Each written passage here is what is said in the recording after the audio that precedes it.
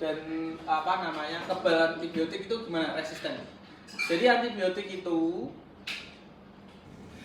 antibiotiknya akan masuk terus mengeluarkan komponen obat. Nah, obatnya akan menghancurkan kromosom.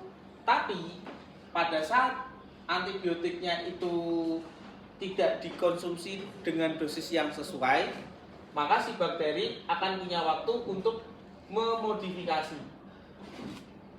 Betul? Setelah dimodifikasi, dia akan mengeluarkan suatu enzim atau suatu senyawa yang intinya mencegah kandungan obat itu bekerja. Jadi bahayanya mengkonsumsi antibiotik tanpa resep sangat banyak. Satu, kamu nggak sembuh-sembuh karena bakterinya atau parasitnya bisa bisa lebih kebal. Yang kedua, justru obatnya akan menghancurkan sel-sel yang lain. Karena kan obat itu sebenarnya apa?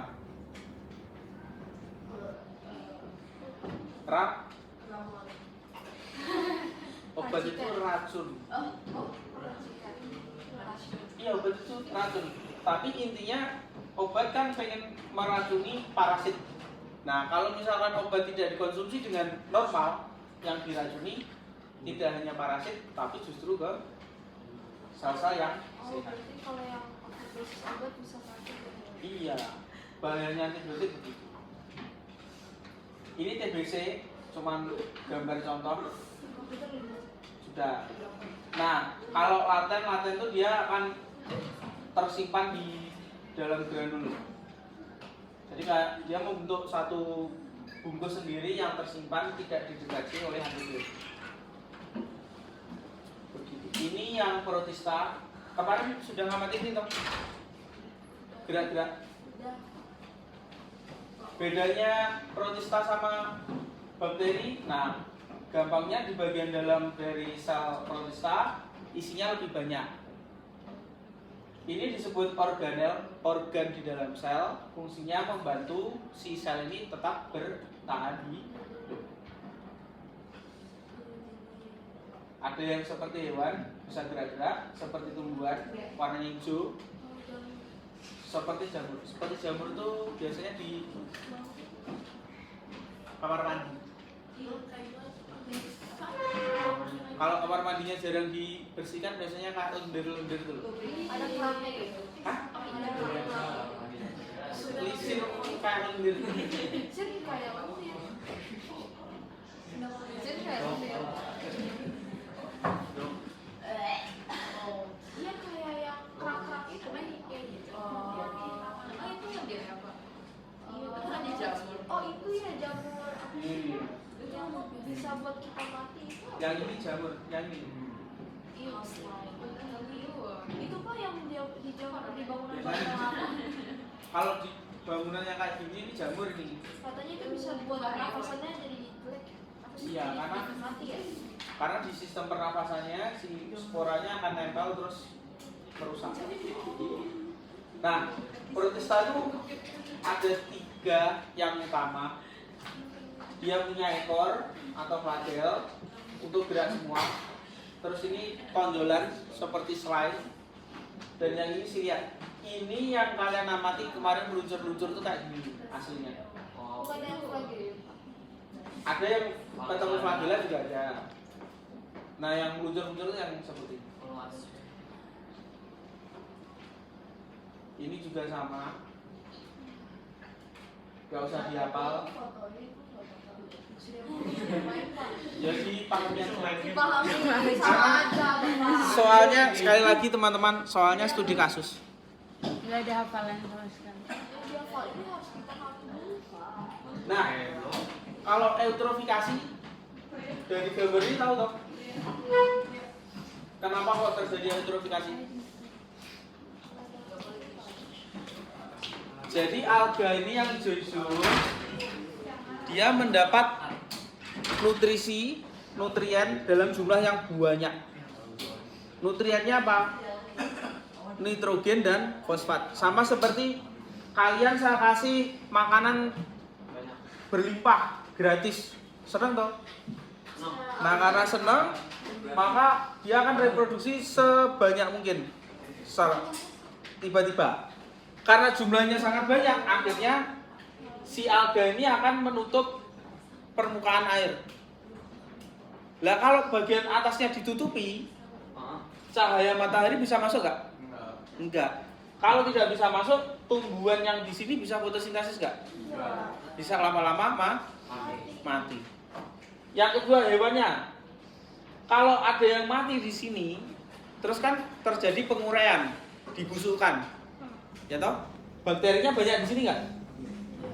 Nah kalau semakin banyak bakteri di sini, ikan-ikan di dalamnya juga akan keracunan. Biar tidak keracunan gimana? Harus ada gelombang ombak sehingga ada oksigen yang masuk. Jadi oksigen itu bisa masuk ke perairan, ke dalam air jika ada gelombang di permukaannya. Jadi ombak lautan itu menangkap oksigen di udara, dimasukkan ke air. Di danau sama, di sungai sama. Selain juga dihasilkan oleh si ini. Pertanyaannya kan pasti gini, Pak, kenapa sudah ada alga di atas yang bisa fotosintesis, tapi yang di bawah kekurangan oksigen? Kira-kira kenapa? Kan dia fotosintesis menghasilkan oksigen toh. Tapi kenapa kok yang bawah ikan-ikan kekurangan? Alganya memperlambat ombak. Yang lain? Itu ya. Oksigennya ke atas ke bawah.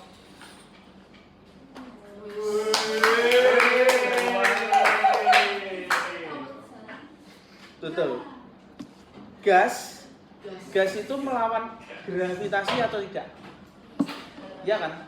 Gas itu kan tidak mungkin turun karena ada gravitasi toh. Pasti naik. Lah wong ini yang melakukan fotosintesis sudah di atas, maka gasnya akan ke atas apa ke bawah? Tetap ke atas. Maka bagian bawahnya tidak mungkin ada oksigen. Pak, ada nggak kira-kira? Lah ini ada tumbuhan Pak, kenapa mati? Kan kalau ada tumbuhan bisa fotosintesis terus oksigennya di sini. Kenapa kok mati? Karena di atasnya ketutup sehingga cahaya mataharinya digunakan semua oleh si alga. Bagian lainnya nggak dapat. Maka tidak terjadi fotosintesis. Clear ya? Bahayanya eutrofikasi begitu. Terus apa yang harus dilakukan kira-kira? Kalau eutrofikasi? Diambil. Dibersihkan. Yang kedua, nitrogen sama fosfatnya dihentikan.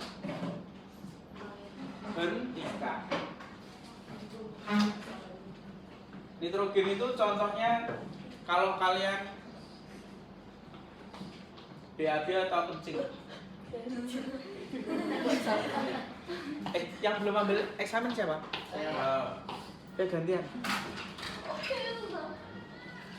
Jadi nitrogen itu, Ini kalau ya ekoenzim itu bisa buat ngurangin ini nggak? Ekoenzim bisa. Kenapa kira-kira? Alganya mati. Dia akan membunuh bakteri-bakteri penyebab ini.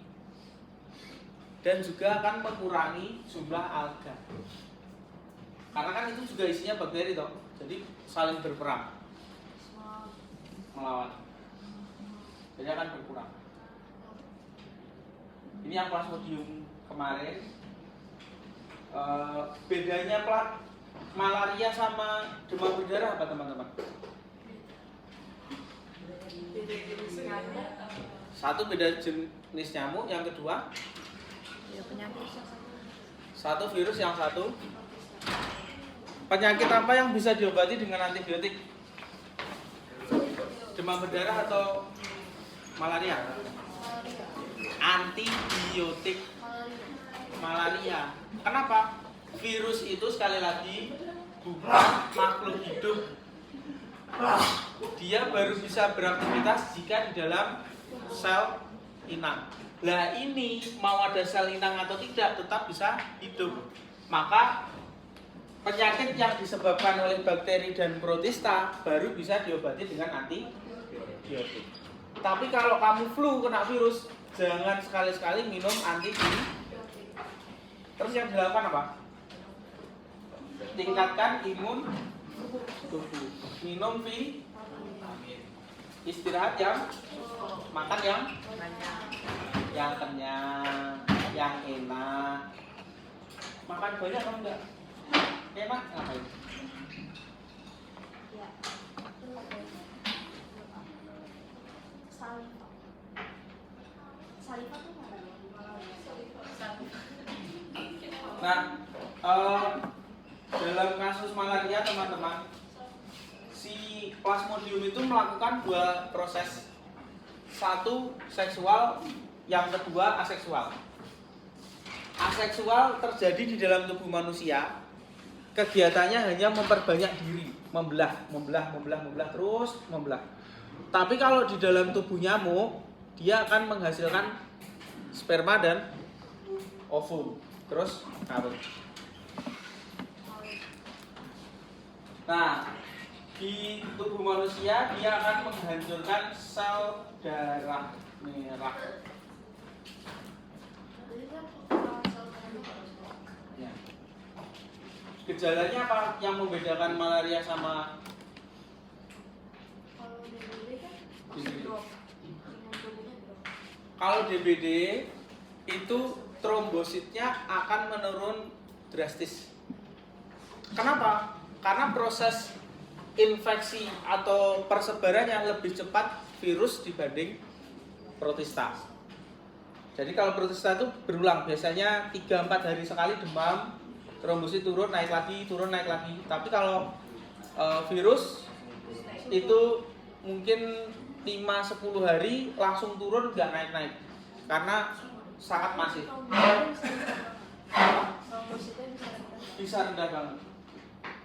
Jadi berbahaya sekali demam kita. Oh ya, hati-hati ya. Itu teman-teman untuk apa namanya? Protista virus. Protista virus malaria. Untuk ya?